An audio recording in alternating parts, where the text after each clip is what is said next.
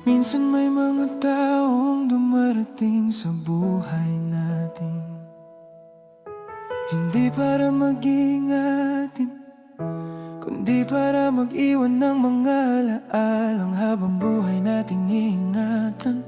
Hindi ko man nakuha ang puso mo, hindi man naging tayo sa huli, masaya pa rin akong nakilala ka at naging bahagi ng aking itimat. Sa bawat kwentuhan nating dalawa, sa bawat tawanan at saya, naging makulay ang mga araw ko dahil minsan kang dumaan sa buhay ko. At kahit iba ang tinahak mong landas, may lugar ka pa rin sa aking puso. Wala man ang tayo, pero naging mahalaga ka sa buhay ko. Hindi man naging akin ang puso mo, nagpapasalamat pa rin ako sa'yo.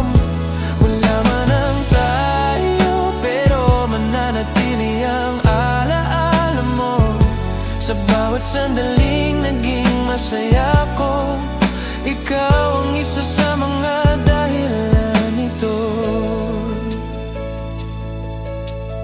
May mga pangarap na di natupad, may mga damdaming di nasuklian, ngunit hindi ko pagsisisihan na minsan na ikaw ang minahal. Kahit pa lumipas ang panahon at may iba ng laman ang puso mo, mananatiling espesyal ang alaala ng mga sandaling tayo'y magkasama. Hindi lahat ng pag-ibig ay nagiging tayo, pero hindi ibig sabihin ay wala itong halaga. Wala man ang tayo, pero naging mahalaga ka sa buhay ko. Hindi man naging akin ang puso mo, nagpapasalamat pa rin ako sa'yo. Wala man ang tayo, pero mananatili ang alaala mo, at sa bawat pahina ng aking buhay, isa ka sa hindi ko malilimutan kailanman.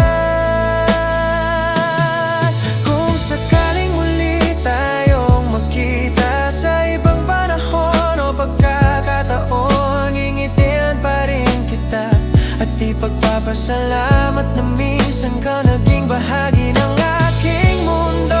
At dahil may mga taong hindi man nakatadhana, ay nag-iwan naman ang alaalang walang katumbas.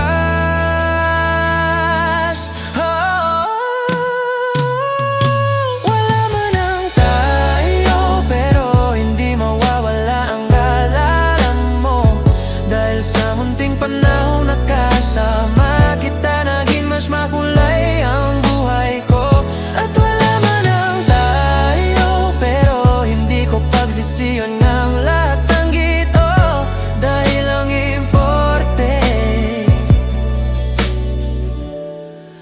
naging parte ka ng buhay ko.